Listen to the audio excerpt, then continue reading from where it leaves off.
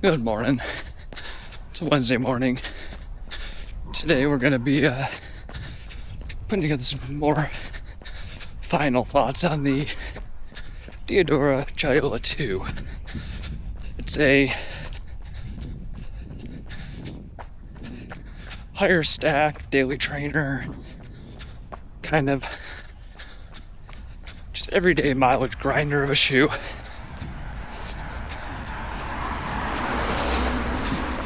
It has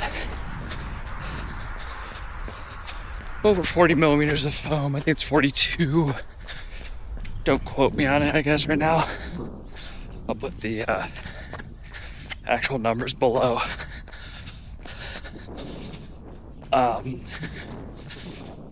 Big updates on it compared to the last model.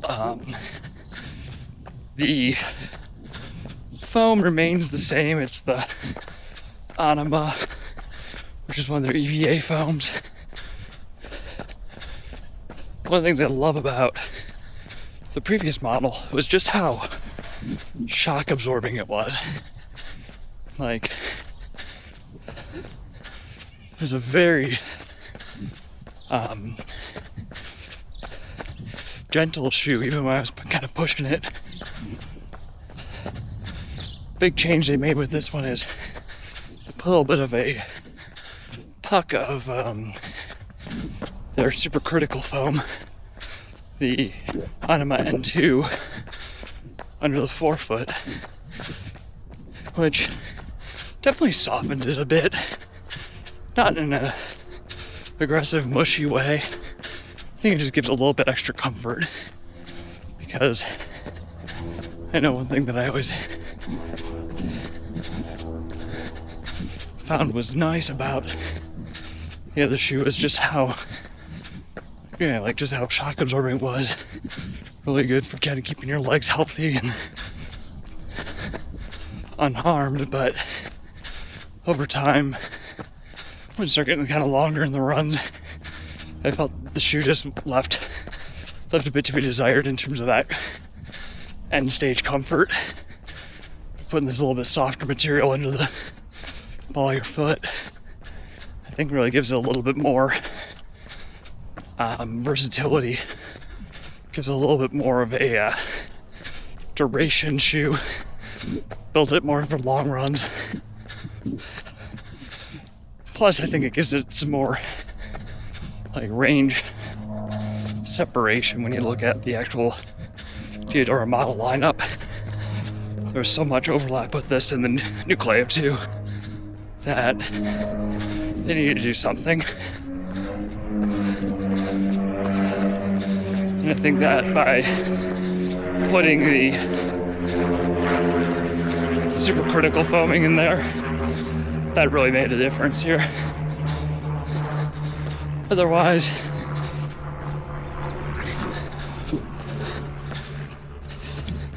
there's not a huge difference.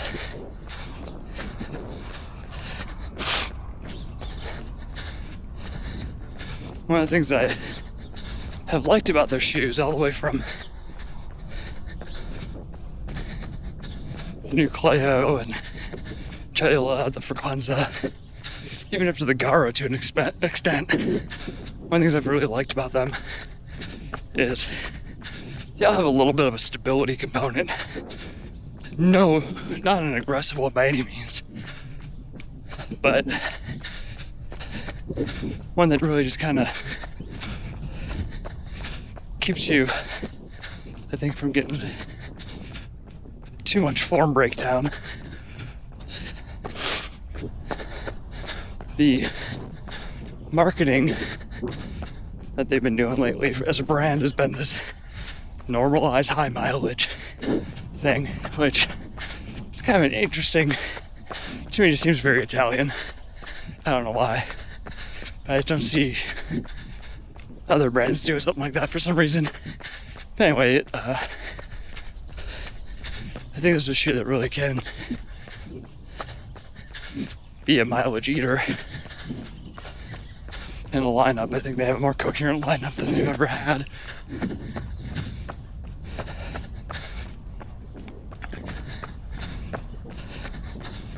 So today's line is, so I'm using the Cellula 2. I have the Frequenza 2 that came out last year. I should say earlier this year, maybe. I expect they'll probably have a third version out going into the spring. I suspect that the Gara Carbon, their race day shoe, will have a third version this year. And that has been one of my favorite race day tempo shoes. It's proven to be quite resilient.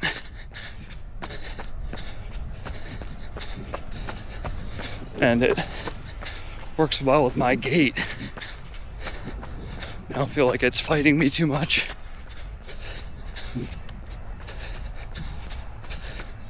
So, credit where due on that.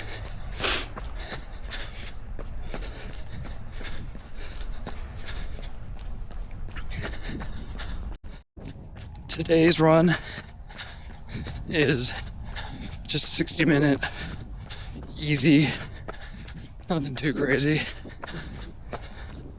I might end up doing this one a little bit short. This evening I'm probably gonna do a second short run. The crew that I typically run with on Wednesdays, they're doing their annual caroling run that they do, which is fun. I've done it the last few years. Kind of run it's about 2 miles, so it's nothing long. It's just kind of a fun thing. We go visit some of the neighbors that otherwise can't get out. So I think all things equal, I may cut this one close to like 45, 50, and then do that one.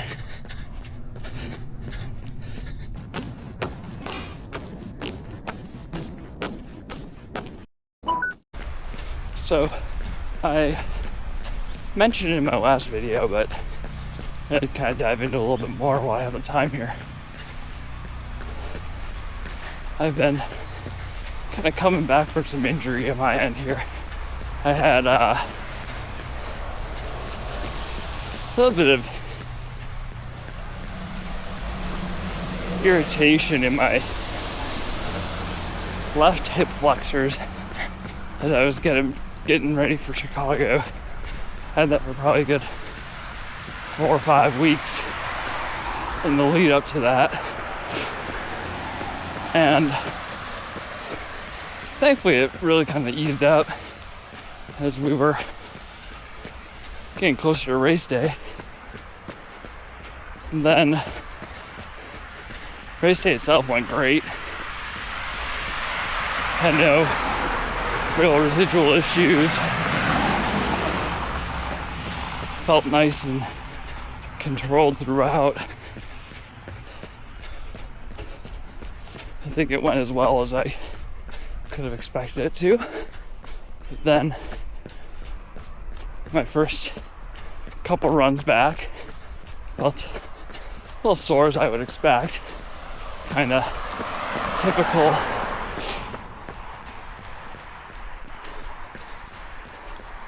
what you would expect, a week and a half after running a marathon.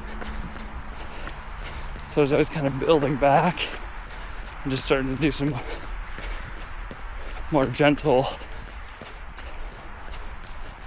tempo work, I was in the middle of one of those runs. I started feeling a little bit of kind of pain, tenderness along my right shin, and ended up developing a pretty notable shin splint, which I think is actually a consequence of multiple factors. The little bit of gait instability I was having because of my hip flexors, I think, led to some compensation on my right side, which then exposed maybe some weakness in my glute medius and hip adductors, And so, while everything felt okay on the big day, I still ended up having, I think, some more load on that area that I expected. And that took time for it to heal and really loosen up, and my hamstrings felt tight for a long time after.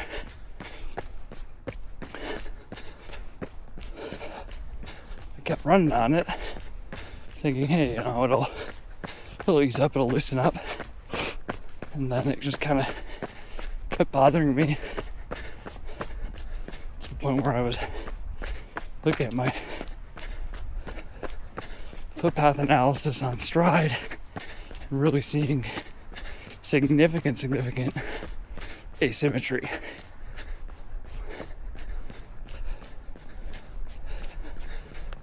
I took a month essentially and dialed it back. A couple easy runs a week, didn't really do anything more. Didn't do any tempo work, interval work, any of that, and just kind of let everything ease up. Focus on adding some strength into their gentle body weight stuff, primarily.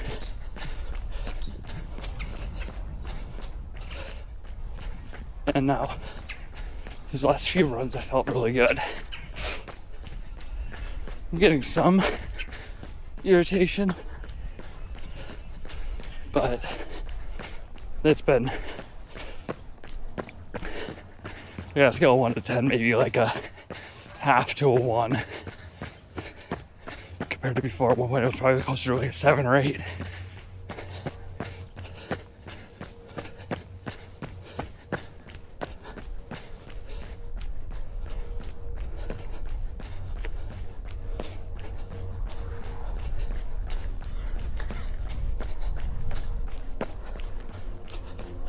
Alright, we're just over 2 miles in. I got feeling really good. The one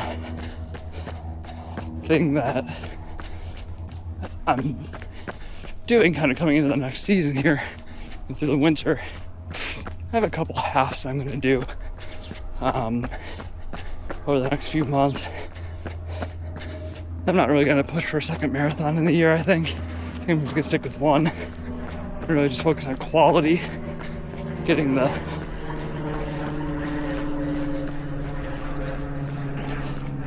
efforts and everything better dialed, so that way I'm not putting too much extra strain on me, at least this year. So first one I'm doing is on February 1st. That's the Donna half down in Jacksonville, Florida.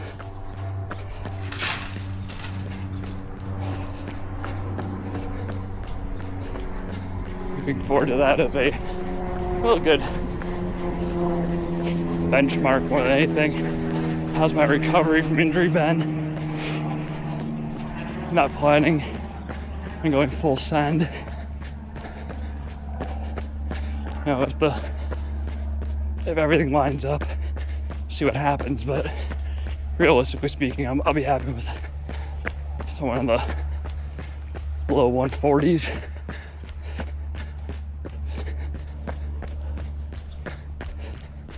Then I have a couple trail races on the schedule, which I always enjoy doing those. They're kind of just fun things. I don't really care too much about how I finish, so to speak. I just like to go out and see what happens. After those, in March, I have the Shamrock Shuffle Classic Chicago 8K. Day before that is the mile, which is just a absolute blast of a race. Just a time to just throw down.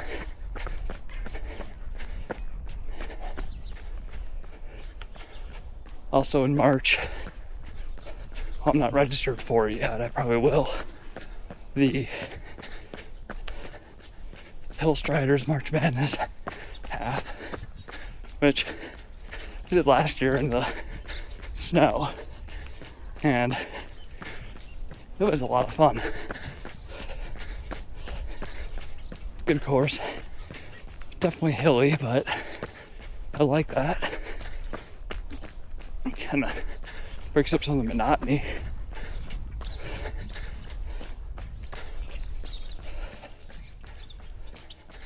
I'm going to be going down to Champaign, Illinois, doing the Illinois Marathon weekend. I'm going to do the Friday night 5K, and then on Saturday there I'll do the I'm going to do the half again. Last year I was going to do the full. Had a rough training through the winter. Dropped down to the half, and it was a great decision. It's another race that actually is a lot of fun. Kind of more of an event for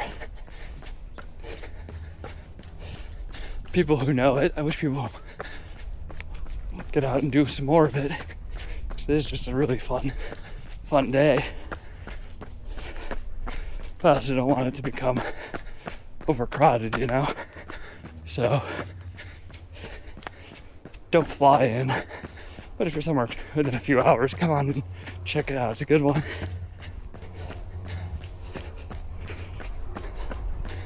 Then after that, the next thing I have on the schedule is in June, which will be the Chicago 13.1. Another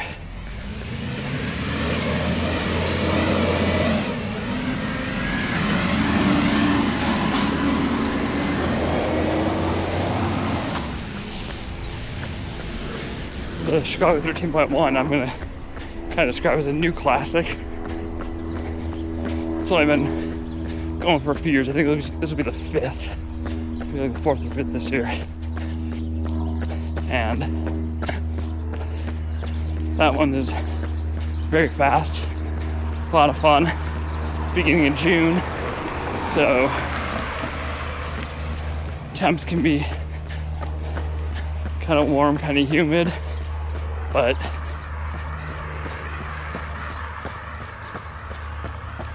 had a fun day the last 2 years, so I'll keep that one up.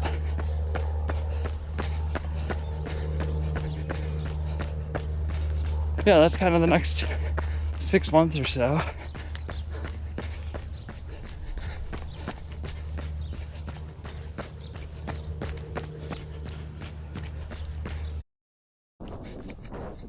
As we're getting close to bringing this run to a close, I want to get a little roundup of my thoughts on the Diadora Cellula 2. So, it's not daily trainer by the Italian brand Diadora. It's a bit pricier than other shoes in its category, but not offensively so. Kind of falls more into the max stack kind of cost range. If I were to use one word to describe it, I would say inoffensive. And what I mean by that, well, it is not a shoe that's gonna wow you. It's not a shoe that's gonna, it's not a, everyone has to go out and get it kind of shoe. But what it does have, and there's certain things you just can't put a price on. One, it's got that very nice Italian styling. Not gonna lie, every time I wear a Diadora shoe, I always get asked about it. And that's kind of fun. There's a certain clout thing you gotta enjoy once in a while. Other thoughts? I don't know what it is, but I think a lot of people have been sleeping on Diadora for a while. But in the last couple of years, one of the things that they've done, I think better than a lot, is, I think, refinement of their foam. I remember a few years ago when I was starting to get into running, trying out a pair of their shoes at a shop and thinking it was very comfortable, it looked great, but it was also very dead feeling, very brick-like, very heavy. And in recent years, they have done a lot of work on that. And the Anima midsole here, which again is like kind of their standard daily EVA, is very protective. I feel that it's not something that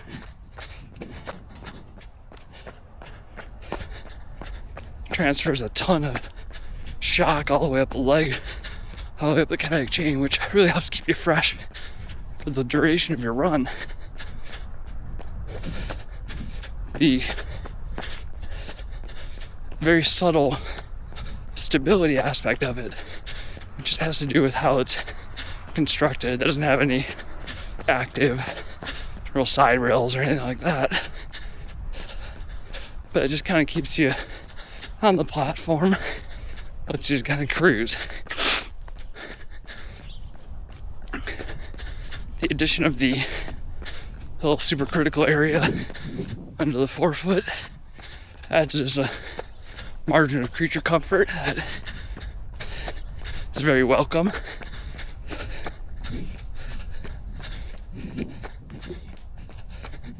Really, just about the only thing I would say would be kind of an area for improvement is the D5000 rubber. It's fine. It's fine. But right now we got a bunch of snow melt happening and everything's just kind of damp. So when you kind of go over crosswalks and painted lines or even some of the little smoother areas, you do feel a little slip. Is it enough to make them unusable? No. Is it giving you Asics or Puma or Adidas level grip? Absolutely not. So if they're going to make any refinement, that would probably be the main thing I would recommend. Major improvements over the first model. One, the upper is better. They made the tongue slightly longer. It's very thin, but it's not. It doesn't lend itself to like pinching or anything, but there's a thin tongue. And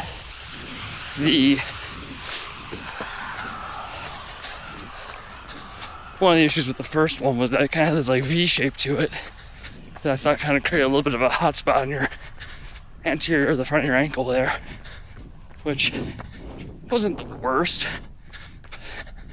but I would definitely recommend wearing a taller sock with it. On this one here, they lengthened the tongue, they got rid of that V shape to it. And I think that helps. Another thing, and this is my biggest complaint about the original, is that they did not use very water fast dyes on my first pair I got of them. I love the color of them. Beautiful shoe. It's kind of white with kind of reddish accents and blue and stuff. Looked really good. But after my first run, my socks and even my feet were dyed red. That was really a letdown. I thought, okay, well, kind of give them a good little wash, see if I can just get the excess dye out, but it kept happening, so I ended up replacing that with a black pair, which, that's fine. But that was really a let down for the price, and for a brand that isn't brand new, you know, you'd think that they would have figured that out. So that was kind of a letdown with that model.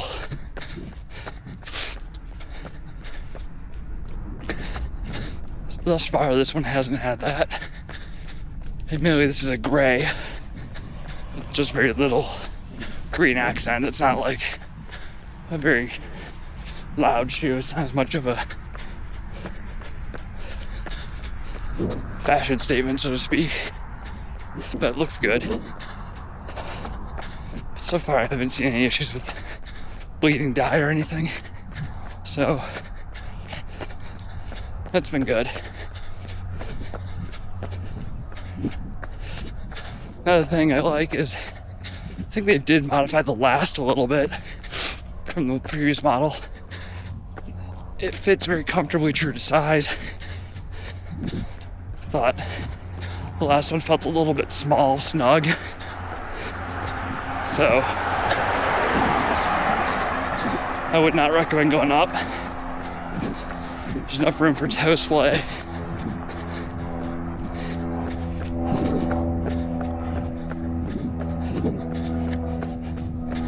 Just very,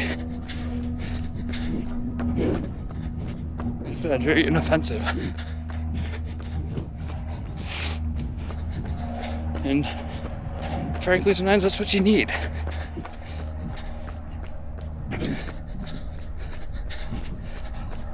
As I've been running, I've frankly had to think about things to say, because it hasn't really had much I needed to say.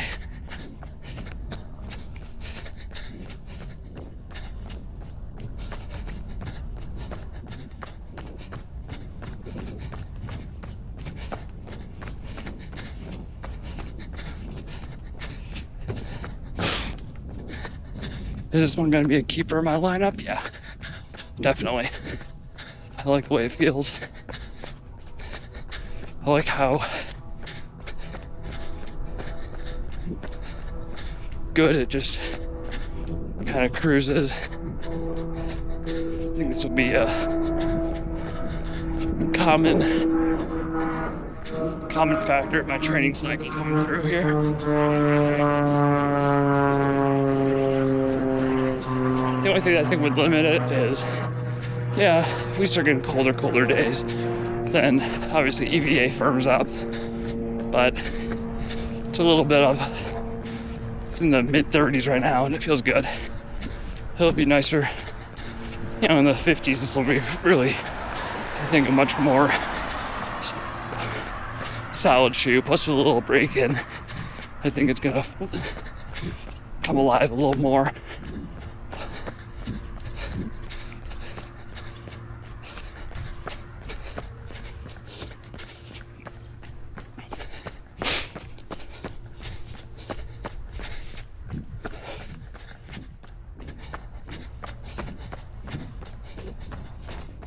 And just have